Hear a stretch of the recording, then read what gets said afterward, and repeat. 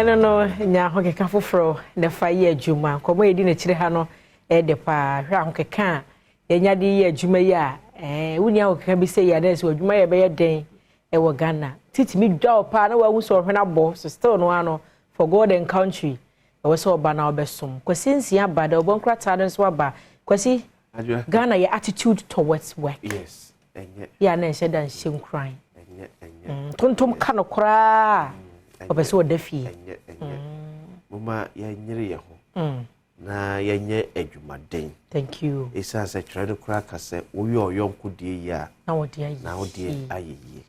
eya na manfo adwun mo se meboa ma adwo asindan metimi asimidan no adwo adan na oba besi no ebi a one day obetwuma kofa animu na nsubrantem bi eto thank you that will be the only place a basic betima konya shelter that is it so what you say it nye o mo bi die ya de bi che se osi na ba ko so besi ba ko na bi no ne die na oye no o chine bu betimi edi so de ama nso onya so mfa se yenua mu ye nso ayira for mu obi won ma o siki refuge wo Methodist asori dem obi wo nso yesi ne ka so onko ma adwuma kora obeka se onko Methodist but onko Presby ene esiye no ho na se wanya ba bi di otia wanya ba bia anko that will be the only place I bet me save you thank you but if you would do what na no blog ba kura e ya to ese tam to se da bi Methodist for sem onya Presby ni into you obi die ya and how die yes and chrese ni panisi dan ba kwa so besi ba ko but the papa bia osusuma onipa no o chena ebemma na obedu so de yes senem se adwoa emeye mampania and chese chinchira makwesi sasme mampani but obey mampani at least betimi ya wawam se o mi colleague bia na me no wo multimedia on na ye president yes o chena se mi pe bi na me friends adwoa kwesi o ade maybe say na no giso obuki ansa wa ba that is it I say na no ye ne president Kufuor call to ye no yes adwoa man bi o she no bo president hey Kwaku why you fire che and obi was surprised and that script for person who blocking the president say woni papa ya wo be obese wase egu hojina ye no mra for the man to call him Kwaku she said they go way back and they have a history and president catch them say one from the president da munya ne mo ye papa one from the president the day oye Kwaku over from Kwaku ebi no yes so it is sanity yen koso nyire ye ho ni afomode ni emfanye adwuma bia ni pansa beka be na beka chazoa adwuma peden we say Monday no na menam defense ministry for each na traffic catch na brand say also a supply service adu bia frem na hwe fifra e sonya brand ya urebe adwuma peden in Canada so unya bi na otimu a wan won fa nye hwe adwuma pe ma complacency set in adwuma pe enough from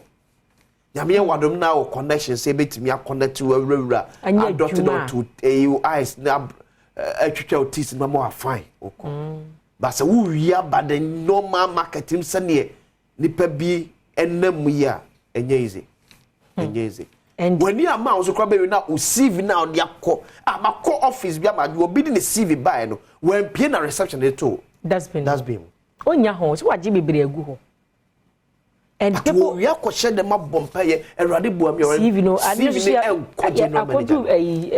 a dumping site yes adwuma peden ebi so kra ko to the stand say ahokyere nti minima busua bi o matena se aye meeting say ye pese ye ba wei koye adwuma wo hanto bi amfes camera wo kopa adwuma no ti se wutua oh yes bribe ansa na ye de wo envelope na beto soro sure adwuma peden ti sero nyame ye wadom na wonya bia emfa nya gudie da bia me ka kire ye na Christopher ukwa so dem ko bompa se awrade mamadwuma na unya adwuma na da obeba adwuma Saturday morning men ko all night Friday e ma ne mo 5 am nyame na anim se wo se wo ye adwuma memenda en ko all night Friday ma ne mo 5 am e trajbam meda ye beyi wodi nyame nya ho hwe so the amount the aka ye wa wunyan sani woni mudie your online portal no me sha say free say call me Martha if Baumia loses MPP flag bearer race na say Martin Ejemensa Kosa and no na say we di edin sesa de we obeso affidavit no be dey so ka kire say Baumia Lucia we japade a wo no we declare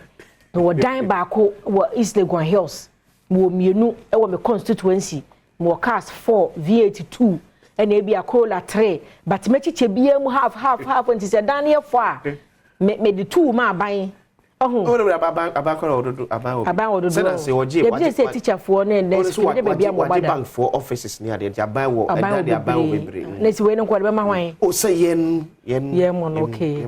say na ye ka story wa hai and the your website it be a match so akosi and ye wo ayi no me dia ma wo me dey wo say wo dan bebre but say office kra be matam ediama okay na yam from mata what the mata from mata nka hwe who said nka hwe as if Finance Ministry reacts to electronic cargo transit number claims. District Assembly election. Good news for Akosombo Dam spillage victims. Pharmaceutical manufacturers donate to dam spillage victims. We may bogana for abaso. In fact, yankasa to renchemra, but seba. Ya ne ahon keka ye de boa wo mo a omakodi nsenseme no ya ne fe pa ade ba akopɛ na kwasimi pɛ sɛ mesrɛ ka ho wo mo ye nsuo wo mai mo omo e package nsuo whether sachet water or bottled water eno me run a story bi already o na hwe nsuo no a ayiri afa omo no a afa gatamu community bo ha hwitem kura no mu yisu ahohora janani nyina akɔ ne no ano mo sanom sesi no the only source because nsuo de yirafa omabule wo ho no mu nyina enti bottled water sachet water mpokra de emfa bottle ne nto nkyɛn sachet water manufacturers a mo ya doye no yesrɛ mo yenim sɛ nnuro na ebi kɔ but mo mfa nsuo enko ka ho ma wo mo no munya nsupa nom family bia nya pack ne miensa kra wo nim sɛ for the next 3 days omo nsuo a ombenom na mahu omo de bia hya se kra nso kɔ but o man no multimedia so yes ya koye ya famu de yes bebre kura gu ha bebre gu ha emini danomo kado ye no be ba nyina yes ya boaboa no ade ma ye de ko but ensuo de bia ye hia de bia ye hia nti no betima ma ye kia ma ba ko a wo de ba multimedia fidwem he be je aka ye de no ne akɔ ya ye ma na ye fe pa Peace Council Catholic Diocese condemn military brutality at Garu we o man for do no a ka ho ensem South African High Commissioner's shocking revelation about church robbery and also emunsem de ma ye nua be ma ba kwa no ye Pentecost elder ne asofo no kidnapping nyina ba mu sesi ati asem de o ma release no ti enra ne ye ka so ma release no we se na yire wo ho a ana asore ma no nyigiska na monya benkwan na mama kwansusu ankum because the shock alone bibi sa no sa Rambo style arrest no umoja so kura timete eti said the electric afa wo dipadua mu ayaye ma mot no nti mama kwansusu ankum no mo ya benkwan kama ma no fa mpata ne kra na ohu so koye waba na wona awurade ase e wo ho nti nyina mu nsem e wo I am a happy man as Samojan reacts to marriage ye court nsensem wo aba no sa Samojan na yire ne court nsem na che over 4 years and over ene mu afi na wo mo abua ene ho ka bosumi bi wo so otua ma oba na ne japade ne che ene ya de ba still no se wabobra into a happy man de bia me ka se osi so abobra se omusi emfa efie ba ko UK mano emano yes no ba ne so pe $1 million court ne se debi on sanka yese bosumi bia wo ma ne man 25,000 Ghana cedis bobra kozo bi be ye adwuma afili na 25 no wonya 5 na eda so no kora na nu obi bosumi akatua bosumi bia 25,000 wo yo ba so na osiso a o manti fa be ma wa bobra yes mfa be ma bi asa akeke mo fro go digger but o manti fa be ma wa bobra na asemba ti me ma 25,000 bosome na ade bobra efa jagudi bobra work smart na we no so betua saa akopim se nkola ne be se ne ma se for na de ko ba nyina se na ye fi sem kwara ne nye Asamoah Gyan ba enti ne ma no Asamoah Gyan requested for DNA test yes me enko verify because no see me hwe me ban me maye na me hwe me akasa so me mu amere mu kura ne nsa dan se me maye na gina woni so ya kwa die tele hu se kura ne yo dia to onu ase de ma say 50,000 do say I know me say say obetwa every more than 25,000 because ne ma no this ke kwa hwe and o see kura ne nti e no wa bre na ya ni kura shira no dia to no na say bosumi mienu ne 500 million yes okay bosumi mienu I no question say kura ne ti asabo agya ncha ko ombedi abro sa more than 25,000 na sneaker ba kokra say do you better sneakers ne Lacoste nyama so mo no say ne ma bo de we nemba ti asabo etu yo ba na siso a o mada achinti ka be ma wa bobra emfa obi asa emfa Thomas Musa da bi ka be ma Ghanaian Times abakata so idiot.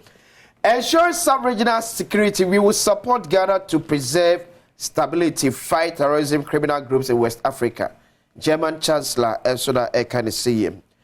Government presents relief items to pay flood victims. Comes with a picture of Chief of Staff Mrs. Frima Osei Opare. Wabo adwuma wa ya de se maka to sem de wo ya de pa mebo abaso wa ya de se wankasa wo ye chairman of the committee wo to anamo na wa de ho fro enkrofo na kwa wo ye no these are the kind of leadership ya hwe wa ya de ba bi bo ne nche mu na wo ba tan yampa ya me shira wa kire ba tan yo ye de so ya de pa beka wo ye bone a ya beka. Government aims to ensure 2024 budget alleviate suffering of Ghanaians. Scrap dealers vandalize still ECG switch GS Ghanaian Times. Daily Guide. Voter register exhibition November 3rd. Kaswa cops killer jailed 20 years. Laboratory no police no Kaswa. So ko dem finishia adwenu. Nana promises massive Western North development. German pledges support for regional peace. Daily Guide. Daily Graphic. NPP inches towards showdown. Comes to the picture of Kennedy Ohine Japan. Vice President Dr. Alhaj Mahmoud Baumia, Dr. Osu Efrie Akoto, and the only man standing who is a preferred candidate to win, Francis Ade Nimosu Fone Ewaha. NCA NMC launch broadcast complaints platform. 2024 budget. ISA wants prudent spending. Graphic FBN Bank to support businesses on AFCFTA. Daily Graphic, and so, I don't know. The anchors today. Kwao Chiefs farmers chase Agric Minister over alleged destruction of cocoa farmlands for private business. Guarantee Party youth spit venom, demand release of tortured colleagues. Kidney patients death toll jumps to 19 as Kolebu OPD dialysis unit remained closed. The anchor. We said a one credit happens in PC more online portals on some ye see ye die and one but on him said nay ya wadentia we can see beba I was a beba. Na Africa ya tena se nkomotutu ahudo bi e wo hono no na ye firi ho asem yidika ejina mu dendere na ebe forum na afi the people's forum so aba na eja ye de nyina mu nsem no aka ho ama bedwam so ne enko bebia